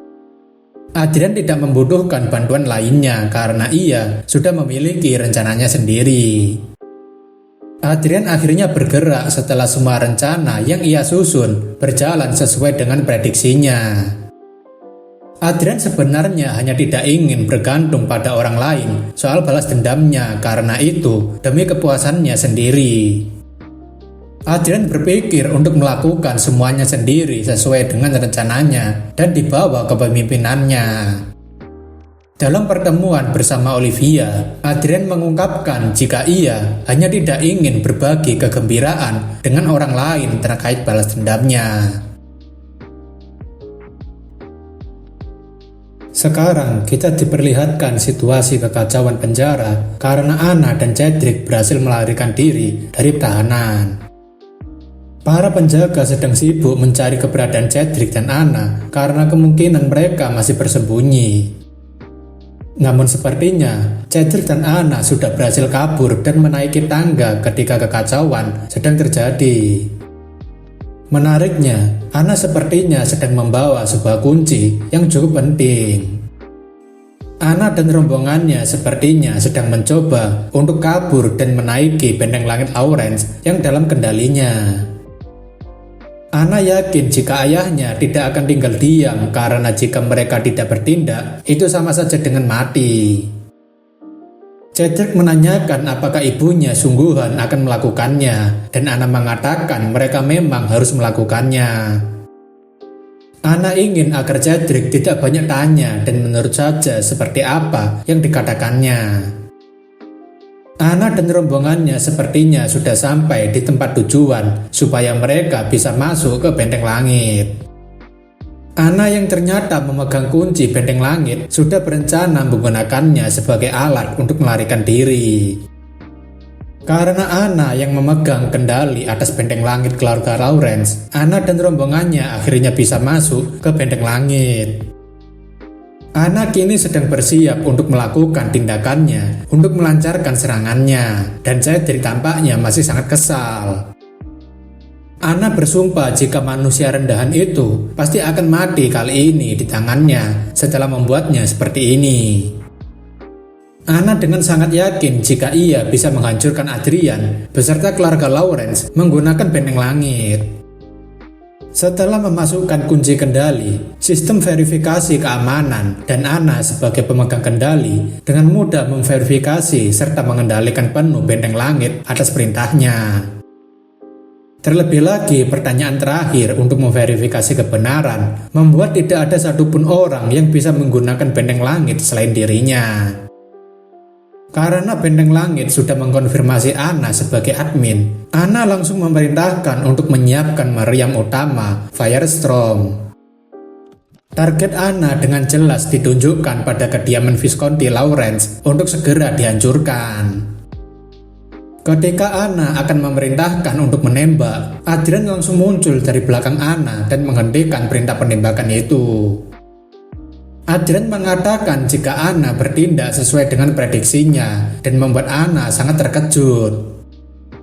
Adrian berterima kasih pada Anna karena telah membukakan kunci keamanan benteng langit dengan senang hati untuknya. Selain itu, Archia juga sudah mengalahkan semua pengawal Cedric dan Anna yang membantu mereka melarikan diri.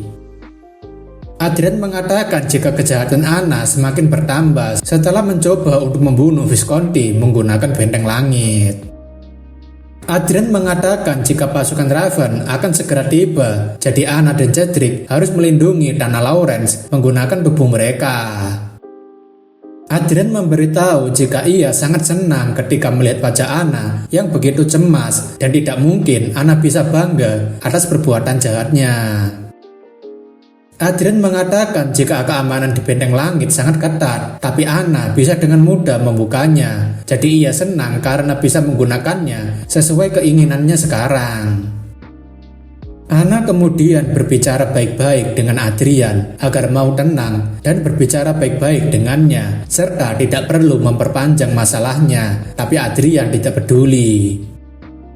Adrian kemudian memerintahkan Archia untuk berhenti memukuli Cedric yang sudah terlihat babak belur.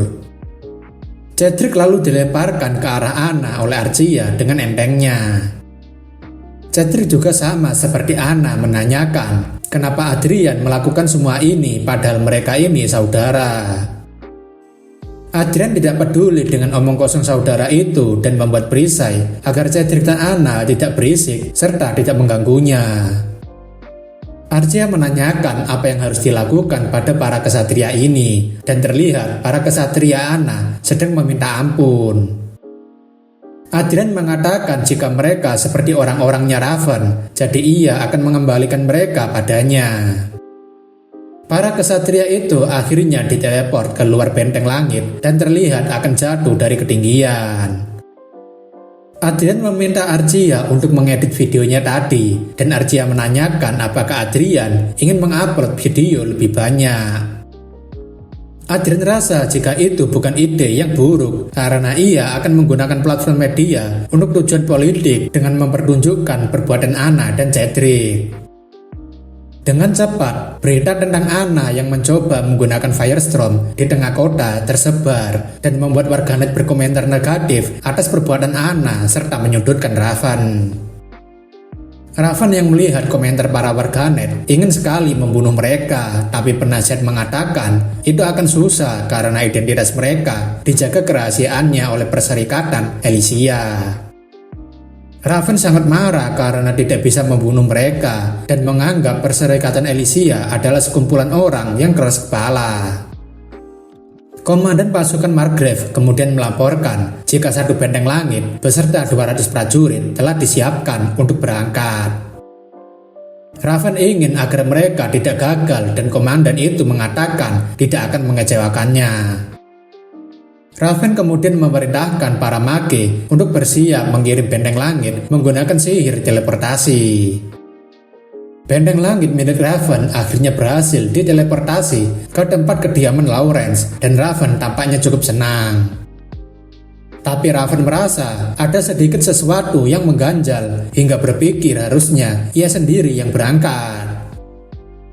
Namun di balik kekhawatiran Raven, Anna dan Cedric berteriak agar pasukan Raven tidak datang kemari. Tepat di atas benteng langit Lawrence, sihir teleportasi milik Raven akhirnya muncul yang membawa satu benteng langit beserta 200 prajurit. Adrian yang menyadari kedatangan benteng langit Margrave dengan antusias menantikan kedatangan mereka. Adrian kemudian memerintahkan benteng langit Lawrence untuk membuat lonjakan mana yang berarti itu adalah serangan pembunuh diri.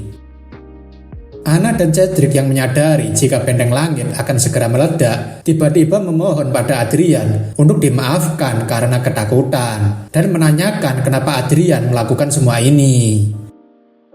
Adrian yang sedang menikmati makan malam bersama Arcia memberitahu jika inilah yang dia pelajari setelah masuk ke medan perang. Sebagai sambutan untuk benteng langit Margrave yang datang jauh-jauh, Adrian memberikan mereka bom bunuh diri yang berisikan anak dan cucunya. Sambil merayakan kepergian Cedric dan Anna, Adrian mengangkat segelas minuman sambil tersenyum. Ledakan benteng langit itu tentunya dibuat Adrian sebagai pertunjukan kembang api di malam hari yang begitu bahagia. Adrian merasakan jika anggur yang ia minum kali ini terasa begitu nikmat dan manis. Adrian kemudian mengajak Arcia yang sedang sibuk makan daging untuk membuat permintaan sambil menonton kembang api. Jika ada yang bilang balas dendam itu tidak ada gunanya, Adrian sangat tidak setuju dengan apa yang diucapkan mereka. Dengan menghapus keberadaan Cedric dan Anna yang telah menyebabkan banyak masalah baginya, membuat Adrian akhirnya bisa mendapatkan kebebasan yang mutlak. Sekarang kita berada di kediaman Raven Margrave, di mana situasinya terlihat cukup suram karena tidak ada laporan apapun. Raven sangat kebingungan karena pasukan yang ia kirim tidak memberikan kabar dan seharusnya mereka sudah menyelesaikan operasinya. Para penasehat berspekulasi jika ada miskomunikasi atau mungkin teleportasi yang terburu-buru membuat mereka salah jalur. Raven menanyakan bagaimana soal mata-mata yang dikirim, tapi penasehat mengatakan jika mereka mungkin sudah ditangkap karena mereka tidak bisa menghubungi mereka sama sekali. Raven tidak percaya omong kosong yang disampaikan itu, tapi penasihat mengatakan hanya itu kemungkinannya mengingat Adrian berhasil menangkap Anna dan Cedric. Ditambah lagi, penasihat merasa jika semua pergerakan mereka sudah diatur oleh Adrian. Berpikir jika selama ini mereka sudah dipermainkan oleh Adrian, membuat Raven kebingungan untuk mencari cara untuk membalasnya. Untuk pertama kalinya, Raven begitu marah ketika menyadari jika selama ini ia bermain-main di telapak tangan seorang bocah yang seumuran dengan cucunya. Raven menanyakan bagaimana dengan mata-mata di kawasan pemukiman Lawrence, tapi penasihat mengatakan hal yang sama jika mereka tidak bisa dihubungi. Raven kemudian mendapatkan laporan jika sebuah artikel yang memberitakan wilayah Lawrence baru saja muncul 3 menit lalu. Ledakan benteng langit Lawrence dan Margrave tentunya menyisakan sampah yang sangat membahayakan karena jatuh dari langit. Namun pasukan Vanguard Lawrence telah bersiap sesuai dengan instruksi Adrian untuk mengamankan kota dari sisa ledakan. Vanguard Ardian yang sudah bersiap mulai membersihkan sisa-sisa atau bangkai benteng langit yang mulai jatuh ke kota. Penyelamatan kota Lawrence akibat ledakan itu tentunya membuahkan hasil yang cukup baik dan membuat platform media menyebarkan video mereka. Raven dan penasihat lainnya tidak bisa berkomentar apapun mengenai aksi Vanguard milik Adrian yang memanfaatkan situasi untuk kepentingan politik. Penasihat melaporkan jika warga sebelumnya sudah dievakuasi 1 jam yang lalu dan terputusnya koneksi pasukan mereka tepat setelah benteng langit itu meledak. Ia juga menambahkan jika komunikasi sudah bisa dilakukan beberapa saat yang lalu dan ada pemberitahuan dari kastil kerajaan. Raven yang sangat marah sudah tidak mampu menahan amarahnya sampai menghancurkan mejanya sendiri karena sudah dipermalukan seperti itu. Semua orang yang berada di ruangan Raven tentunya sangat terkejut karena tuannya sudah tidak bisa mengendalikan amarahnya. Terlebih lagi, Raven menghancurkan barang-barang di sekitarnya dan sampai melemparkan kursi miliknya. Para penasehat yang melihat amukan Raven tidak ada yang berani menghentikannya karena tidak ingin kena masalah yang lebih buruk. Raven menanyakan berapa banyak bantuan yang bisa diberangkatkan dan penasehat mengatakan 75 Vanguard dan 1 benteng langit. Jika lebih dari itu akan melanggar hukum. Melihat dari videonya, Raven yakin jika benteng langit milik mereka tidak akan utuh setelah bom bunuh diri yang dilakukan menggunakan benteng langit Lawrence. Raven merasa Adrian seperti benar-benar tahu apa yang dilakukannya ke depan nanti. Tapi Raven yakin jika pergerakannya kali ini tidak akan bisa dihentikan oleh Adrian mengingat benteng langit mereka sudah dikorbankan. Penasehat kemudian memberikan laporan darurat dari keluarga kerajaan, di mana keluarga kerajaan melarang bangsawan lain untuk menggunakan kekuatannya melawan Lawrence. Pada titik ini, Raven merasa seperti sudah hampir mati langkah untuk menyerang Adrian dan mulai tertawa sendiri. Para penasihat merasa jika tuannya yang sedang tertawa seperti orang gila yang akan kehilangan kekuasaannya. Raven berkata, apakah mungkin ini adalah harga yang harus dibayar karena sudah meremehkan Adrian?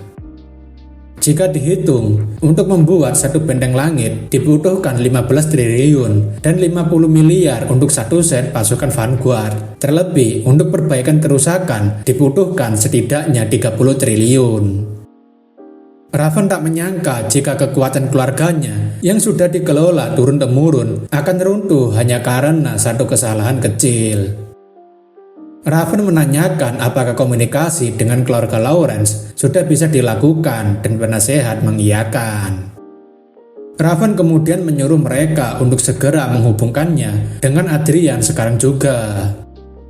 Seperti yang kalian tahu, Elang Hitam adalah salah satu support milik Adrian yang sangat berguna seperti Arcia meskipun berbeda kegunaan. Jika Arcia adalah support yang serbaguna layaknya seorang manusia, maka Elang Hitam menjadi support pelengkap yang berfokus untuk dukungan. Terlebih lagi, Elang Hitam memiliki skill pertama untuk berbagi pandangan dan akan memiliki 4 skill lainnya tergantung levelnya nanti. Adrian yang sudah memata-matai Raven melalui Elang Hitam tentunya tahu jika Raven yang tidak tahu malu itu ingin menelponnya. Saat ini, Raven menelpon Adrian dengan mengatakan jika ia mengakui kemampuan Adrian, tapi ia masih tidak mau mengakui kekalahannya. Dan Adrian mengatakan tenang saja karena balas dendamnya takkan berakhir sebelum Raven dan keluarganya hancur. Raven menanyakan apa maksudnya balas dendam, dan Adrian menjelaskan ia baru saja memberikan penghormatan pada Anna dan Cedric dengan membiarkan mereka menaiki benteng langit yang meledak. Raven mengatakan Adrian tidak tahu kengerian dunia ini hanya karena satu rencananya berhasil, dan Adrian mengatakan memang tidak tahu, tapi ia memang tidak takut pada Raven. Raven mengatakan jika ia pasti akan membalas penghinaan ini ribuan kali, dan Adrian berpikir Raven sudah tidak memperdulikan kematian Anna dan Cedric. Adrian rasa Anna dan Cedric sangat kasihan karena setelah bertindak sombong, mereka dibuang begitu saja seperti alat sekali pakai. Adrian kemudian menanyakan apakah Raven sekarang ada di lantai 80 kastilnya, tapi Raven tidak tahu maksudnya. Adrian mengatakan jika ia sudah menyiapkan sebuah hadiah untuknya dan sebentar lagi akan sampai, sambil berharap Raven menyukainya. Raven yang masih tidak paham, benar-benar tidak tahu jika elang hitam milik Adrian sedang menuju gedung miliknya. Adrian memberitahu Raven jika ada sebuah sihir penghafal di mana sihir itu mengabaikan waktu perapal dan membuatnya bisa merapal 10 sihir secara bersamaan. Adrian sangat penasaran bagaimana perasaan Raven ketika mendapatkan 10 sihir penghafal dari mage Circle 7 secara bersamaan. Adrian menambahkan jika kirimannya itu bisa dengan mudah menghancurkan sihir pelindung yang dibangga-banggakan oleh keluarga Margrave. Dikala Raven sedang sibuk mendengar omongan Adrian, 10 kiriman sihir penghafal dari mage Circle 7 sudah berada di depan mata Raven bersama dengan para penasihatnya. Raven beserta penasihatnya sangat terkejut karena tak menyangka akan ada kiriman segila ini. Adrian mengatakan jika 10 kiriman itu adalah sihir ledakan dari seorang mage Circle 7 dan semoga Raven menyukainya. Dengan begitu, elang hitam yang membawa 10 kiriman sihir penghafal mulai meluncurkan sihir ledakan api tepat di kastil milik Raven yang memiliki pertahanan tak terkalahkan. Mendengar Raven dan para bawahannya panik, membuat Adrian sangat senang karena pelindung kastil diambang kehancuran dan mereka harus melarikan diri.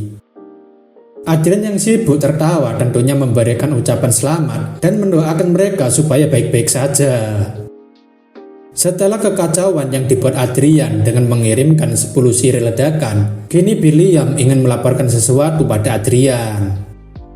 William melaporkan jika para wartawan sudah berkumpul semua di aula konferensi dan sedang menunggu Adrian. Adrian yang sedang berjalan keluar bersama pengawalnya tentunya disambut dengan hormat oleh semua pelayan di Kastil Lawrence. Namun bedanya saat ini, para pelayan itu kini memandang Adrian dengan rasa penuh ketakutan. Bukan karena Adrian telah melakukan sesuatu yang jahat pada para pelayan, tapi sebaliknya karena para pelayan sebelumnya sangat merendahkannya. Adrian merasa ini sangat lucu karena mereka semua kini melihatnya dengan gemetaran karena rasa takut. Adrian akhirnya bisa keluar dari akting membosankannya untuk pura-pura bodoh dan mulai babak kedua dalam hidupnya yang indah. Sebuah artikel kini muncul di mana memberitakan soal bom bunuh diri yang dilakukan oleh Adrian sendiri. Keputusan Adrian mengorbankan benteng langitnya untuk menghentikan benteng langit dan 200 Vanguard Raven menimbulkan pro kontra. Selain itu juga, kabar mengenai serangan balik Adrian yang berhasil membuat kastil Raven runtuh dan mengakibatkan kerugian besar telah tersebar. Namun dari berita itu, lebih banyak yang menyimpulkan jika Adrian berhasil mengalahkan Raven Margrave. Berkat pengaruh platform media, Adrian bisa mendapatkan lebih banyak dukungan hingga ia bisa menjadi seorang influencer hanya dalam waktu sehari. Namun William masih khawatir karena Adrian telah menjatuhkan nama seorang bangsawan terkenal dan mungkin akan banyak yang menyalahkannya. Adrian tahu maksud kekhawatiran William, tapi ia mengatakan untuk tidak peduli dengan reaksi dari orang lain. Menurut Adrian, yang terpenting adalah ia bisa melakukan rencananya karena ia tidak akan pernah mundur. William paham karena Adrian selama ini telah menjalani kehidupan yang penuh tekanan karena Cedric dan Anna. Insiden kekalahan Raven menimbulkan kontroversi baik dalam maupun luar negeri. Beberapa artikel banyak yang mengkritik Adrian, namun opini netizen dan pihak netral sekarang mulai bergabung pada pihaknya. Opini publik benar-benar menguntungkan Adrian karena hampir seluruh negara mendukungnya. Jadi Adrian berpikir untuk mendapatkan dukungan mereka dengan membuktikan dirinya berbeda dengan bangsawan lainnya. Adrian sebenarnya ingin menghancurkan struktur antara bangsawan dan rakyat jelata yang bermasalah karena beberapa rakyat jelata memiliki talenta seperti yang ia kumpulkan. Revo dan Sylvia tiba-tiba menemui Adrian untuk menyampaikan jika ada perintah yang ditunjukkan untuk Adrian. Adrian tampaknya sudah cukup tahu surat perintah itu dari siapa. Dari surat itu, Adrian menebak jika ada 3 kemungkinan, yaitu permainan Raven Margrave, kedua, bangsawan tinggi ingin menekannya, dan ketiga, penasihat kerajaan ingin menjinakkannya. Adrian sudah menebak jika mereka tidak ingin mencoba berteman dengannya karena mengirimkan surat perintah yang sangat singkat. Adrian kemudian menanyakan apa yang paling disukai oleh para bangsawan dan Rayford mengatakan itu adalah uang. Adrian setuju dengan hal itu, jadi Adrian berencana menggunakan uang untuk mengubah pendapat mereka, baik para bangsawan ataupun keluarga kerajaan. Rayford ingin mendengarkan penjelasan lebih lanjut, lalu Adrian menjelaskan jika ia mendapatkan banyak uang dari investasi dan jika ia membayar pajak atas uang itu, mereka pasti akan berubah pikiran. Mengetahui jika Adrian ingin mengalihkan isu dengan membuat isu lain, membuat William dan Rayford kehabisan kata-kata. Karena Adrian tidak ingin berdebat panjang, Adrian langsung menunjukkan tabungan miliknya yang memiliki banyak sekali nol di belakangnya. William sangat takjub dengan hobi Adrian yang mengumpulkan puluhan miliar jarahan sebagai hobi argemage. Tapi Adrian ingin William menghitung ulang berapa banyak nolnya. Mereka yang mengetahui jika Adrian memiliki tabungan sebesar 60 triliun sangatlah terkejut karena tak menyangka Adrian memiliki uang sebanyak itu. William menanyakan apakah Adrian adalah seorang reinkarnator atau seseorang yang bisa melihat masa depan, tapi Adrian mengatakan hanya beruntung saja. Rayford yang tahu anaknya memiliki uang triliunan menjadi yakin jika para bangsawan dan keluarga kerajaan akan gila. Adrian menanyakan berapa banyak pajak yang harus dibayarkan dan Rayford mengatakan itu 1/5-nya yang berarti 12 triliun jarahan. Adrian menanyakan jika seorang bangsawan memberikan pajak dengan jumlah yang sangat besar, apakah kuil kerajaan akan memberikan pembebasan pajak? Rayford mengiyakan karena jika Adrian menggunakan pedagang dari keluarga kerajaan, itu akan membebaskannya dari pajak atas setengah dari pajak yang dibayarkan. Adrian lega karena ia sebenarnya juga berencana untuk menggunakan 1/5 kekayaannya lagi, dan Rayford menanyakan apa yang ingin Adrian beli. Adrian mengatakan jika ia ingin membeli lebih banyak benteng langit dan perlengkapan Sepp Vanguard. Berita tentang Adrian yang baru saja membayar pajak berjumlah triliunan langsung tersebar dan membuat banyak bangsawan terkejut. Di sisi lain, Otis yang mengetahui Adrian membayar pajak triliunan memanggilnya pria gila karena tahu cara membuat orang-orang terkejut. Istri Otis menanyakan apakah Adrian adalah staf yang sering dibicarakannya itu, dan Otis mengiyakan meskipun Adrian kini bukan stafnya lagi karena akan menerima gelar sebagai argemage. Otis ingin agar Michelle mengenalnya, tapi Adrian sudah menjadi orang yang besar hanya dalam beberapa waktu saja, dan istri Otis berharap Otis mau memperjuangkannya karena ia ingin menjadikannya menantu.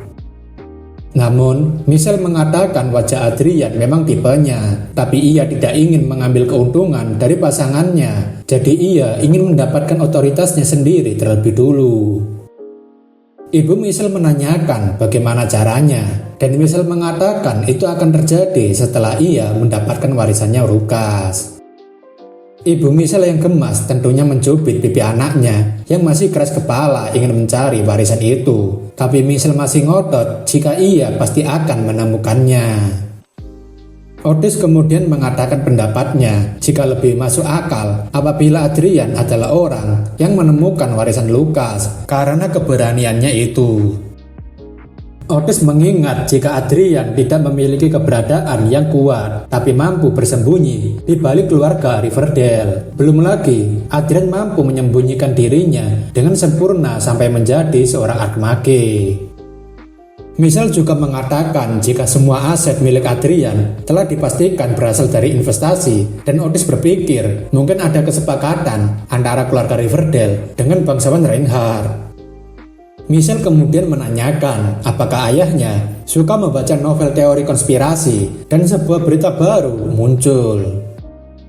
Berita itu mengumumkan jika Republik Brius dengan keberuntungannya telah menemukan warisan yang ditinggalkan Manuel Lucas. Otis cukup terkejut, tapi Michelle lebih terkejut lagi karena ia sudah mengklaim jika warisan itu adalah miliknya. Sekarang kita kembali ke game Chronicle Online, di mana sekarang Adrian dan Archia sedang bersantai di ruang istirahat menara Manuel Lucas. Adrian cukup malas hari ini karena tidak bisa menyerap buku penelitian seperti halnya buku skill. Adrian merasa hari-harinya semakin sibuk, di mana besok harus menghadiri inspeksi, besoknya lagi menghadiri pesta dari bangsawan, lusanya harus membeli Benteng Langit dan perlengkapan Vanguard. Adrian tidak bisa berhenti begitu saja, jadi ia menyempatkan untuk login ketika memiliki waktu senggang. Hanya kurang dari 1% dari ribuan buku, Adrian baru menemukan buku penelitian tentang militer. Meski senjata ditemukan oleh Lucas dan membuat cara berperang jadi berbeda, namun Lucas adalah orang yang tetap menentang adanya perang. Adrian menyadari jika penelitian yang banyak dilakukan Lucas adalah sihir teleportasi antar dimensi. Selama hidupnya, Lucas hanya sibuk untuk meneliti sihir agar bisa pulang ke rumahnya. Banyak orang yang bilang Lucas mengubah dunia ini, tapi kenyataannya ia hanya merindukan rumahnya. Alasan Lucas meninggalkan jejaknya adalah untuk bertemu dengan orang yang berasal dari bumi. Tapi sayangnya, itu terjadi setelah Lucas meninggal dan Adrian mendapatkan warisannya. Adrian memang ingin kembali, tapi ia sudah memiliki ibu yang menyayanginya di sini. Terlebih akan lebih bagus jika ia bisa berkelana ke berbagai dimensi.